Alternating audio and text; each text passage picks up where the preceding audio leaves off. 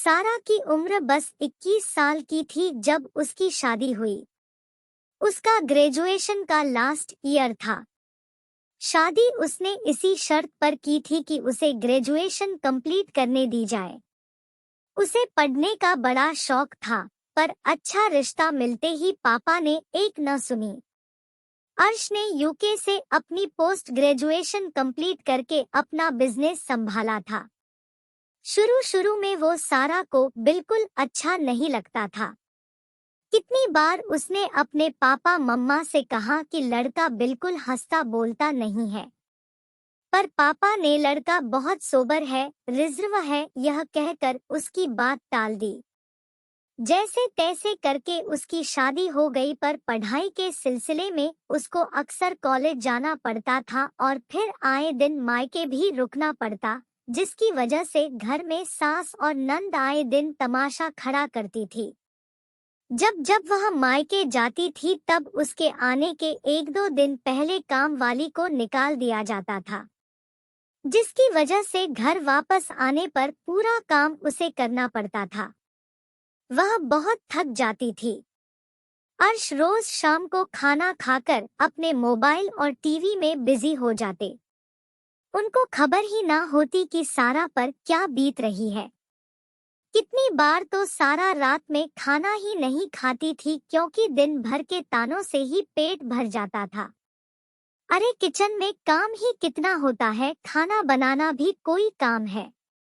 अरे मम्मी, जब से सारा आई है तुम्हारे घर में तो गिन गिन कर रोटियां बनने लगी है। तुम्हारा किचन कितना गंदा रहता है, बर्तन तो साफ ही नहीं रहते। अरे सारा, नए डिब्बे क्यों लाई हो? तुम भी बड़ी बहू की तरह अलग रहना चाहती हो। दिन भर तो आराम ही करती है, इतने बड़े घर में आकर सबका दिमाग खराब हो जाता है। अरे इनको तो पानी उबालने के लिए भी नौकर चाहिए। मेरी बेटी की तो उंगली टूट गई थी, तब भी पूरा काम करती थी। यहाँ तो जरा सी मोच आई है, उसमें भी आराम चाहिए। इन तानों का कोई अंत नहीं था। वाकई बेटी का दर्द दर्द है, बहू का नहीं। बेटी का काम काम है, बहू का नहीं।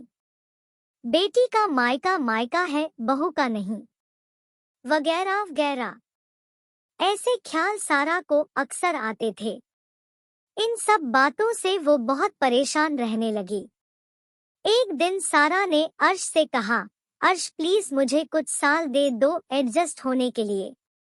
आई प्रॉमिस, मैं बहुत अच्छी बहू बन के दिखाऊंगी।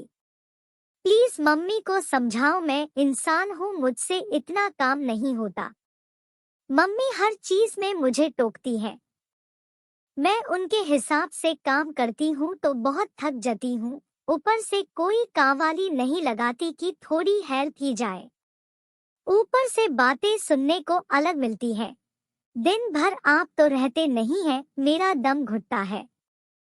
यहाँ तक कि मेरा खाना भी देखा जाता है कि मैं कितना खाती हूँ, कितनी रोटी खाती हूँ, कितना चावल खाती हूँ। I need some time.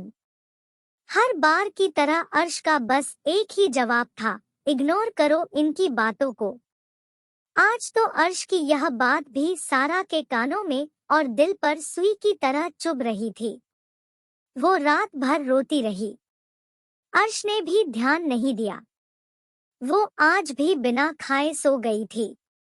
कभी अगर बीमारी में अर्श सारा के लिए सुबह का नाश्ता कमरे में ले आए तो मम्मी जी कहना ही नहीं भूलती, अरे अर्श, आजकल की बीवियां यही चाहती है, शौहरों से खिदमत कराना। सारा मन महसूस कर रह जाती, मन तो होता कि कह दे कि तभी आपकी सारी बेटियां ससुराल छोड़कर मायके के पास रहती हैं, ताकि अपने शौहरों से खिदमत करवा सके। बेटा करे तो जोरू का गुलाम, दामाद करे तो लायक दामाद। अर्श भी इन सब तानों से परेशान होने लगा। अब तो जब भी सारा की तबीयत खराब होती तो वह उसे मायके छोड़ आता था, क्योंकि ससुराल में तो कोई रोटी पूछने वाला भी नहीं था। अगर सारा की तबीयत खराब होने की वजह से मम्मी एक वक्त खाना बनाती तो 4 दिन तक सुनाती और बेटियां तो सारा के कमरे के बाहर बैठकर कहती, अरे मम्मी यह तुम्हारी उम्र है काम करने की, तुम्हारी ही बहू मजे में है, खूब आराम कराओ उनको है। सारा का मन किया कि निकल के कहा आज आपको काम दिख रहा है, जब मैं रोज पिसती हूँ तब आपको काम नहीं दिखता।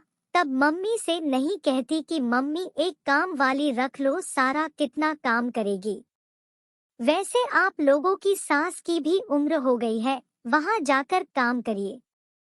मैं तो आज ही बीमार पड़ी हूँ, मम्मी ती रोज बीमार रहती है। पर यह सब वह कह नहीं पाती थी, बस खून के घूंट पीकर रह जाती। और इतना सब सुनने के बाद शायद ही किसी के हलक से निवाला उतरे। कितनी रातें सारा बिना खाए ही सो जाती थी और कोई पूछने वाला भी नहीं होता। सच ही कहा है, वाकई ससुराल की रोटी बहुत मुश्किल होती है।